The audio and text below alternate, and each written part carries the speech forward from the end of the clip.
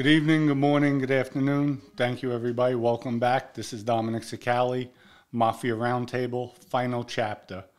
The first Mafia boss in history to rat Joe Massino, who was dubbed the last Don, wired up. With Joe in MDC Brooklyn, which is a metropolitan detention center where they house all types of inmates, pre-trial, meaning people not convicted of crimes and people that are convicted of crimes. It's a building in Brooklyn that houses everybody. When Vinnie Basciano got arrested, they put Vinnie in that building as well. Joe Massino's in segregation. Segregation is an isolated where you lock down 23 hours a day. You get an hour a day for rec on a rec deck on the roof. Vinnie's on a main floor, socializing, hanging out with other inmates. He has a lot more freedom. Lo and behold, Vinnie gets put in segregation for some unknown reason.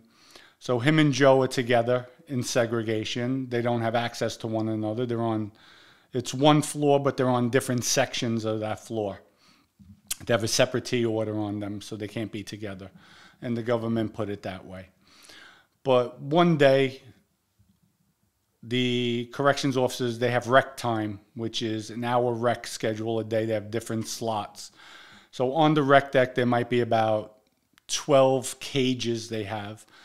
And some cages, they'll put one individual if they're separated from other people in that cage.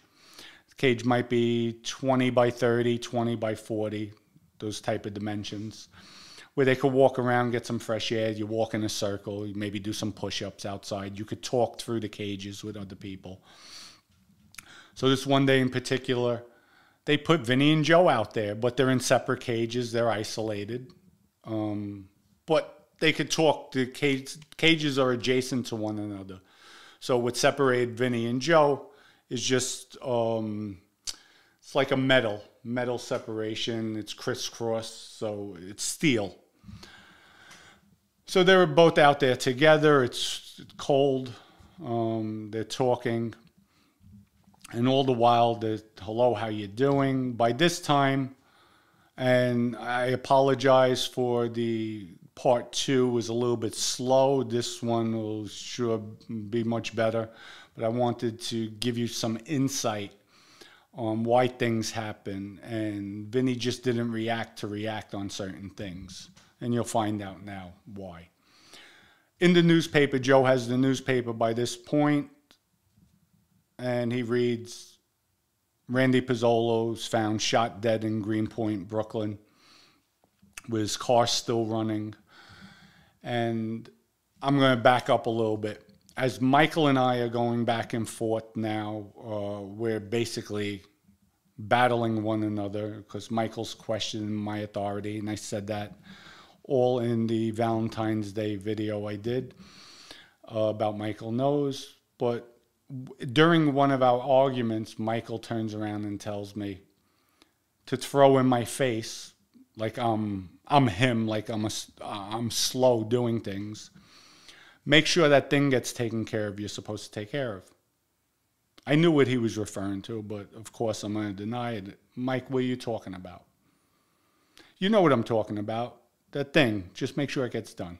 Make sure you handle it. So I knew, again, I don't know what you're talking about, but I know what I have to do. You don't have to tell me.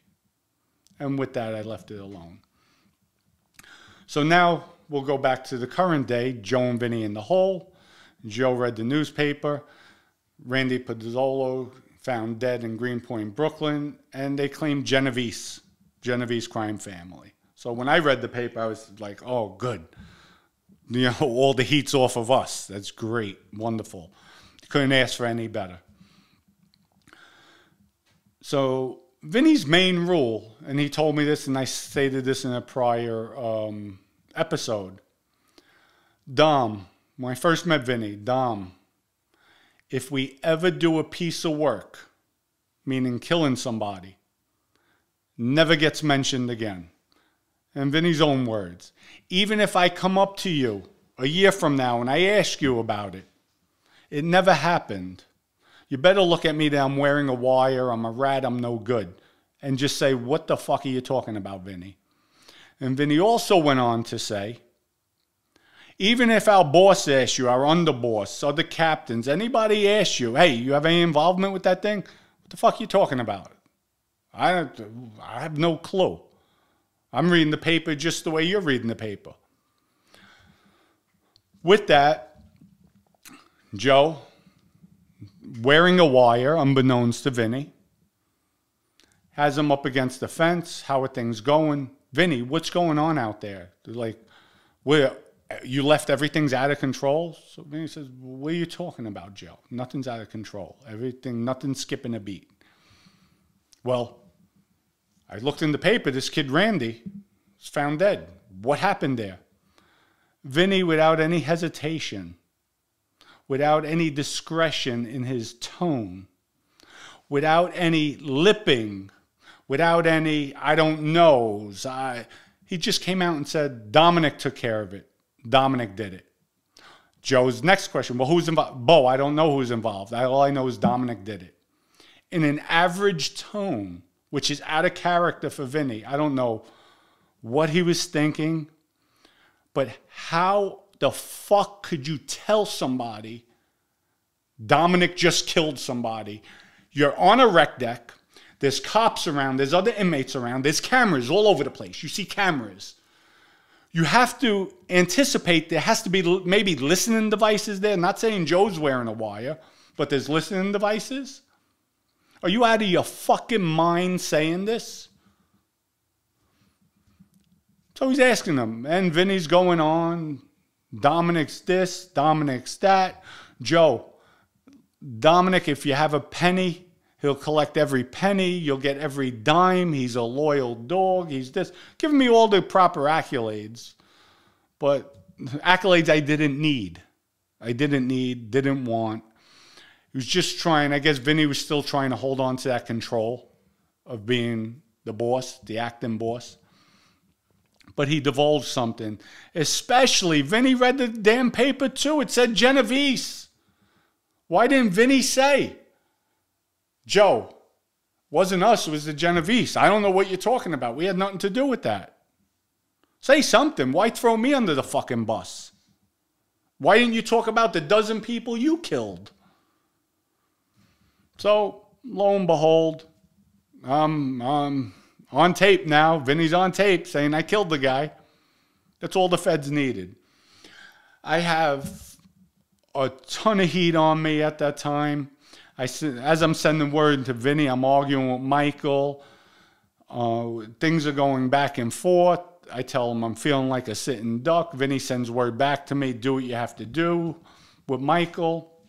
I have that scheduled up to kill him. I have so much heat on me, and I tell him, Vinny, I have a ton of heat. Like I send word, I have a lot of heat on me. Bo, it's just your imagination. No, it ain't my fucking imagination. I have a caravan following me 24/7 for no reason. And unbeknownst to us, Joe ratted. Joe said, oh, and also, let me go back to the tape.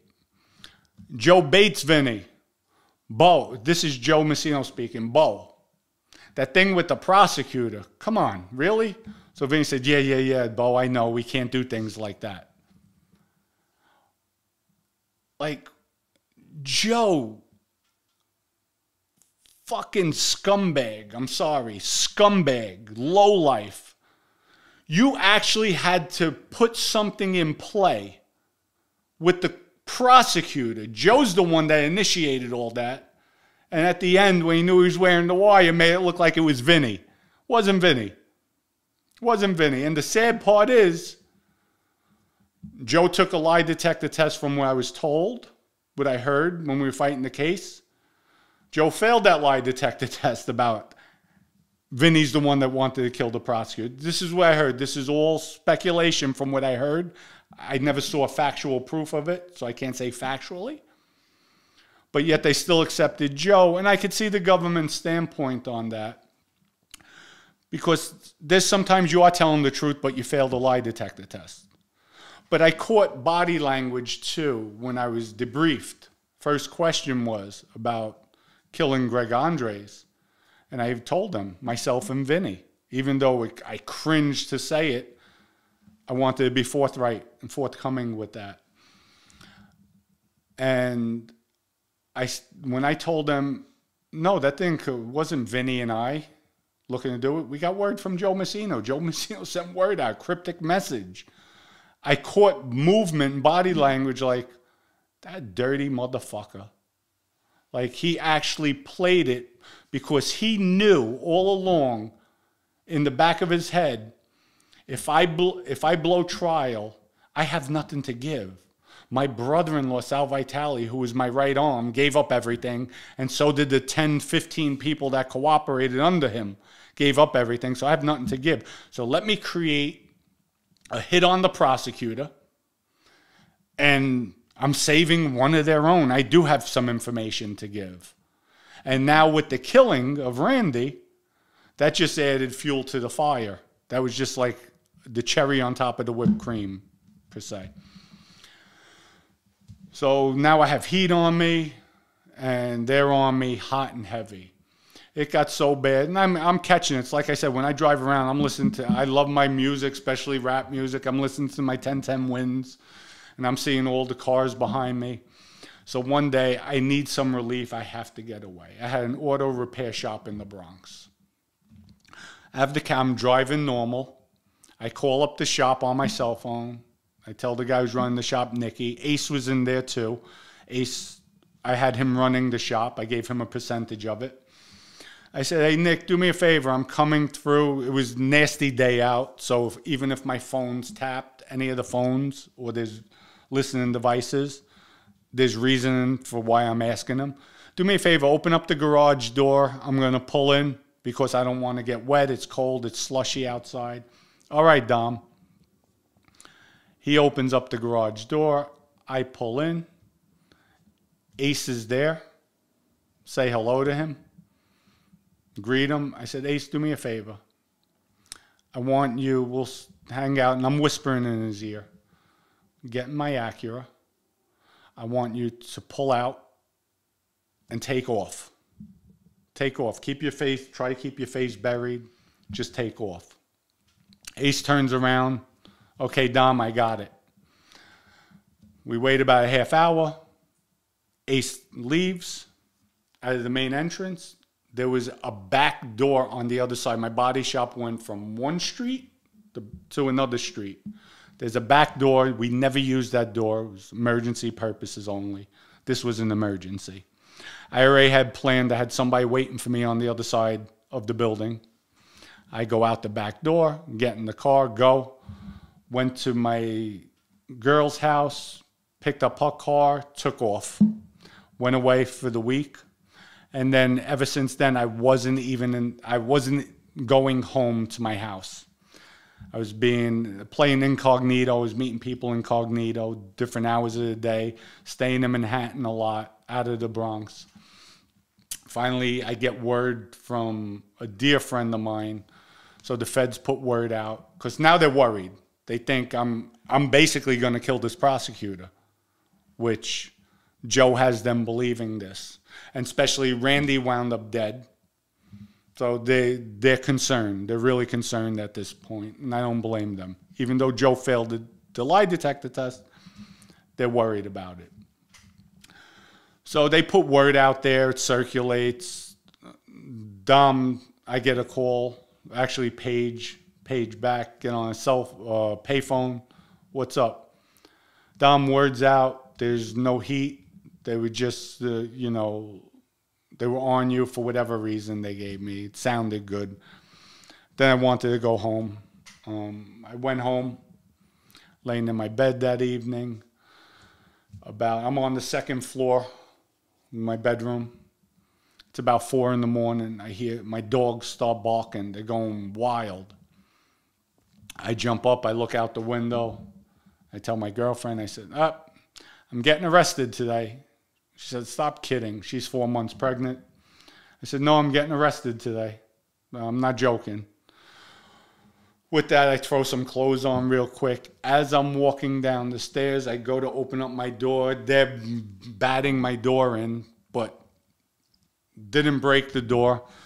because as I'm opening it, they hit it. So the momentum just went forward, smashed up against the wall, and then bounced back. But immediately I have my hands up, lay on the floor. They come in like gangbusters, concussion grenade. First thing I'm saying, don't shoot my dog, don't shoot my dog. And I call my dog. I had a Rottie and a pit bull. The pit bull was a puppy, so it was caged that night. The Rottie, I'm like, Lulu, come here, come here. She comes on the floor, she comes by me. I'm saying, don't shoot my dog. My girlfriend's at the top of the steps pregnant. Go ahead, shoot her. Like, don't shoot my dog. It was, she was like, when we did speak, she's like, what the fuck? Don't shoot your dog. Don't shoot the people in the house. You're worried about the dog.